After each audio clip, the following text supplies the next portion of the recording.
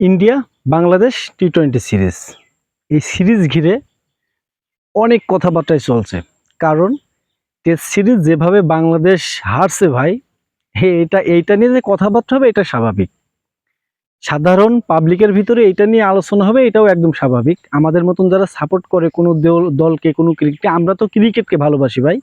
আমরা ক্রিকেটকে ভালোবাসি। কিন্তু অনেকেই আছে যারা দলকে সাপোর্ট করে, যারা প্রত্যেকটা মানুষের একটা করে দল থাকে সাপোর্ট করার মতন। যেমন আমার বাংলাদেশ, আমি বাংলাদেশকে সাপোর্ট করি। আপনার ইন্ডিয়া, আপনার পাকিস্তান, আপনার ইংল্যান্ড, আপনাদের যে যার যার দেশ সে দেশকে ভালোবাসবেন, এটা কিন্তু একদম স্বাভাবিক। কিন্তু ইন্ডিয়ান বাংলাদেশ টি-20 সিরিজে আসলে এই দলটা, যে দুইটা দল খেলছে এখন বর্তমানে, কারা এগিয়ে আছে? দুইটা দলই কিন্তু একদমই তরুণ। এই দুইটা দলের ভিতরে কোন দল এগিয়ে আছে? বাংলাদেশ এগিয়ে আছে না ইন্ডিয়া এগিয়ে আছে? চলেন একটু কথা বলি এই বিষয় নিয়ে। প্রথমত ইন্ডিয়া যে দলটা ঘোষণা করেছে, আপনারা আগেই জানেন যে হচ্ছে রোহিত শর্মা ও বিরাট কোহলি, বা বিরাট কোহলিদের মতন সিনিয়র যারা আছেন, যারা খেলতো বিশ্বকাপ জেতার পরে, তারা কিন্তু অবসর নিয়েছে, বা হচ্ছে তাদের কিছু আসলে ছাটকাটু করেছে আসলে। কারণ ওদের টার্গেট 2026 সালের বিশ্বকাপে, টি-20 বিশ্বকাপের দিকে ইন্ডিয়ার টার্গেট। সেই জন্য সব তরুণদেরই সুযোগ দিয়েছে। এই বাংলাদেশের বিরুদ্ধে দল ঘোষণা যে করেছে ইন্ডিয়া টি-20-তে, এখানে কিন্তু একজন প্লেয়ার শুধুমাত্র সিনিয়র, বাকি যারা আছে সবই তরুণ। কিন্তু তরুণ হলেও, মানে ইন্ডিয়ার যে দল ঘোষণা করেছে এদের ভিতর তরুণ হলেও এরা কিন্তু সব আইপিএল খেলেছে।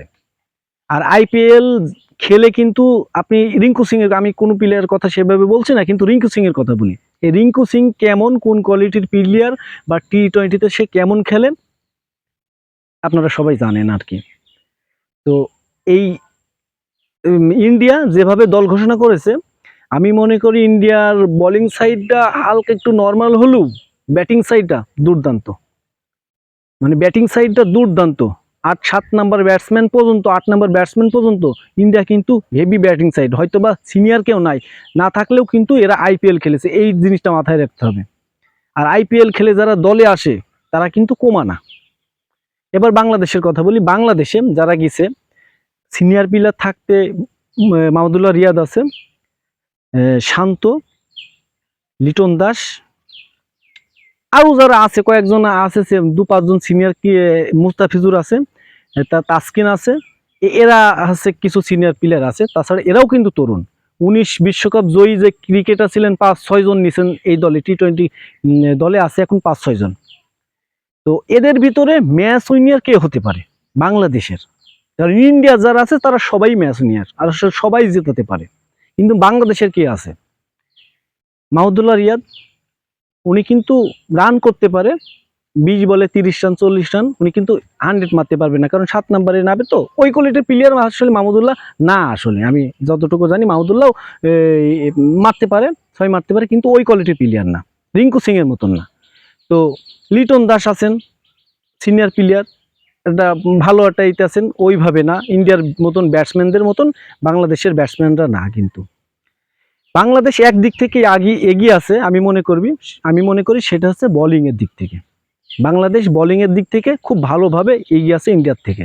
যেমন ফাস্ট বোলিংয়ে মুস্তাফিজুর আছেন, শরীফুল আছেন, সাকিব, জুনিয়র সাকিব আছেন, তাসকিন রহমান আছেন। আপনার এই যে মানে আপনি যদি স্পিনের দিক থেকে মিরাজ আছেন, এই সব মিলে বাংলাদেশের বোলিং সাইডটা আমি একটু আলাদাভাবেই রাখছি, বোলিং সাইডটা ভালো। কিন্তু ব্যাটিং সাইডের কথা বললে বাংলাদেশের, ইন্ডিয়ার কাছে কিন্তু বাংলাদেশ পাত্তাই পাবে না আমি মনে করি বোলিং সাইডে। কারণ যে মাঠে খেলা হবে প্রথম টি-20, সে মাঠটা কিন্তু ব্যাটিং সহায়ক হবে।